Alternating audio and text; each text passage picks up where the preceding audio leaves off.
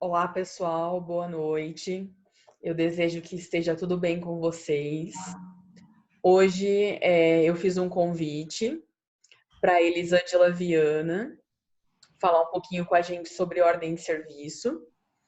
A Elisângela, ela é engenheira de produção, ela é especialista em segurança do trabalho, já tem 8 anos de experiência na área de segurança em várias indústrias multinacionais. Hoje ela está atuando na área alimentícia, né? Então a gente vai aproveitar, né? Vai ter a oportunidade de aproveitar a experiência que ela tem e ela vai relatar um pouquinho para nós a teoria dos furos, né? Do queijo suíço e um pouquinho sobre ordem de serviço. Então, Elis, vou te dar a palavra. Muito obrigada já, né? Já te agradeço. E pode continuar. Obrigada, professora Fabi. Olá, pessoal. Bom, como a professora Fabi introduziu, eu vou começar falando sobre a teoria do queijo suíço. Vocês já ouviram falar?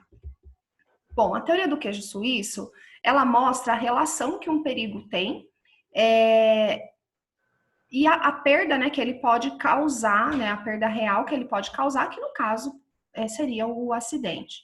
Bom, quando em uma empresa a gente não tem barreiras de proteção, ou lá a gente fala na NR12, né, sobre segurança em máquinas e equipamentos, então se a gente não tem essas barreiras das máquinas, ou mesmo que tenha sido colocado algum dia, mas elas foram removidas, se a gente tem procedimentos que não são seguidos, ou de repente não tem procedimentos, se a gente não treina os funcionários nesses procedimentos que foram criados, ou então a gente tem uma sinalização que foi removida e não foi reposta no local. Os EPIs que estão sendo utilizados são inadequados. Então, tudo isso acaba se alinhando, né? Os furos aí acabam se alinhando para que esse perigo chegue até a perda real. Do contrário, mesmo tendo esse perigo no ambiente de trabalho, porque a gente não consegue ficar livre dele, mas a gente tem lá barreiras de proteção, a gente tem procedimentos adequados, investe em treinamentos, faz inspeções diárias, né, ou com certa periodicidade no ambiente de trabalho, auditorias, as empresas que têm as ISOs, tem uma sinalização boa, né, uma sinalização que realmente funciona, que realmente informa o funcionário.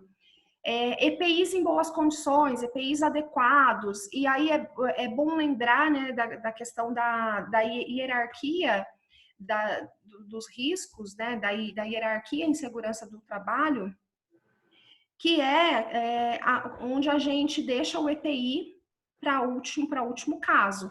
Então, é legal a gente lembrar que, primeiro, a gente precisa eliminar o risco, né, o perigo.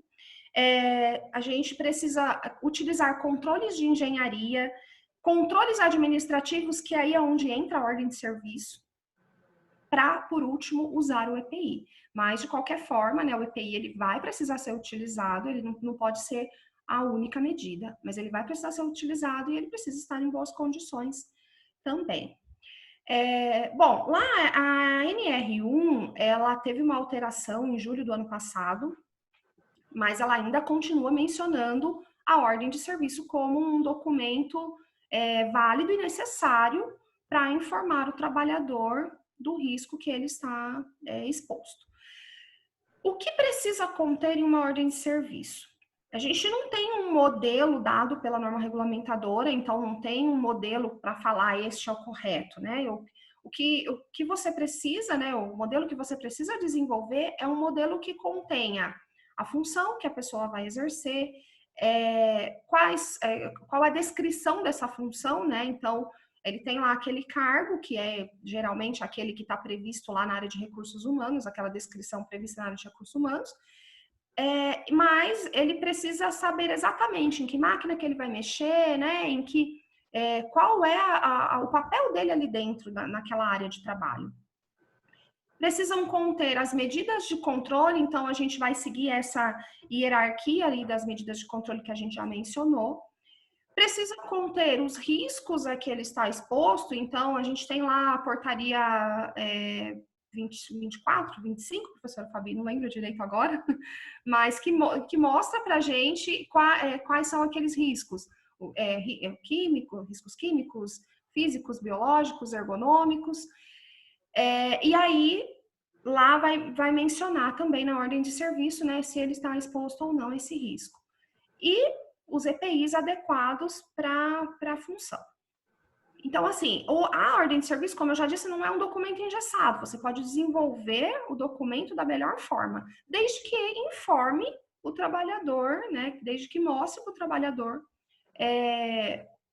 quais são os riscos que ele está exposto. Aí também a norma comenta, né, a questão de divulgação dessas informações. Então, pode ser documento físico, e aí você solicita a assinatura do funcionário, pode ser um documento eletrônico. Então, assim, não você pode dar essa informação em um treinamento. Então, isso também a forma de divulgação das informações, ela não é engessada. Você pode informar da forma como for mais fácil, né, mais prático para a empresa, e desde que essa informação chegue clara até o trabalhador. Quer complementar, professora Fabi? Eu queria fazer um comentário que eu lembrei agora. Elis, você, né, mais do que ninguém que você está na área todo dia, essa ordem de serviço, ela precisa ser sempre atualizada, né? Sim, isso é importante. Por quê? De repente, a área teve uma alteração ou chegou uma máquina nova, de repente mudou o processo, fazia desse jeito, agora faz daquele. Então, é extremamente importante que ela esteja sempre atualizada. Agora, tem uma periodicidade? Não, a norma não define quanto tempo tem que ser atualizado, mas a norma fala que as informações precisam chegar até o trabalhador. E eu acho que também vale a pena a gente destacar essa descrição das atividades desenvolvidas. Eu que elaboro laudos também, análise ergonômica do trabalho, essa questão de você descrever as atividades, né, exatamente como elas realmente acontecem, né, da função, ligadas à função do trabalhador, é muito importante, né, para a gente atrelar os riscos, né? Bem lembrado, professora Fabi. Porque o que acontece, às vezes, é que as pessoas querem colocar bonito no documento, né? Então, quer escrever lá de uma forma que, na verdade, não vai acontecer. Então, quando for descrever a atividade, pergunta para o trabalhador o que ele realmente faz. Não adianta ter no documento uma informação e, na prática, ele fazer outra. Então, é melhor que você adeque o documento ao que ele realmente faz, e aí você já faz uma avaliação se aquilo é ou não seguro, já orienta, né, a forma correta de ser feita. E claro, com a ajuda dele, porque o operador é quem mais conhece o ambiente em que ele trabalha. E é sempre o técnico em segurança do trabalho que vai, geralmente, escrever essa ordem de serviço e também dar o treinamento para o trabalhador? Não necessariamente. Em multinacionais, a gente costuma ter os multiplicadores. Então, a equipe técnica não consegue estar com todos ao mesmo tempo, né? Então, é importante ter esses multiplicadores. Sempre tem aquelas pessoas que se destacam mais em segurança do trabalho, que gostam mais do assunto. Então, você vai conseguir identificar essas pessoas no seu ambiente de trabalho, né, na empresa, e aí peça ajuda dessas pessoas, treine essas pessoas como multiplicadores, e aí acaba sendo até, né, uma ajuda lá mesmo na área, que tem essas pessoas mais treinadas, né, mais capacitadas para fazer determinada atividade. Mas um operador, uma vez treinado, ele acaba passando também, né, para as pessoas que chegarem, para os que forem contratados. Então, é importante ter essa ajuda. Não precisa ser técnico para desenvolver, não precisa ser o técnico para treinar, mas né, o técnico ou a área de segurança, né, os profissionais da área de segurança, não só o técnico, mas eles precisam ter conhecimento para saber né, se o que está naquele documento realmente é a melhor forma de ser feito. Seria uma validação, né? Uma validação, exatamente. Vai fazer uma validação desse documento, né? Exatamente. E é importante, isso é extremamente importante, porque somos nós, na área de segurança, que teremos a visão, né? Nós, na verdade, estaremos lá para isso. Então, teremos a visão para saber se aquela forma é a melhor, em conjunto com o operador, com a pessoa que está ali no processo. Muito bom. Eli, você quer fazer mais alguma colocação?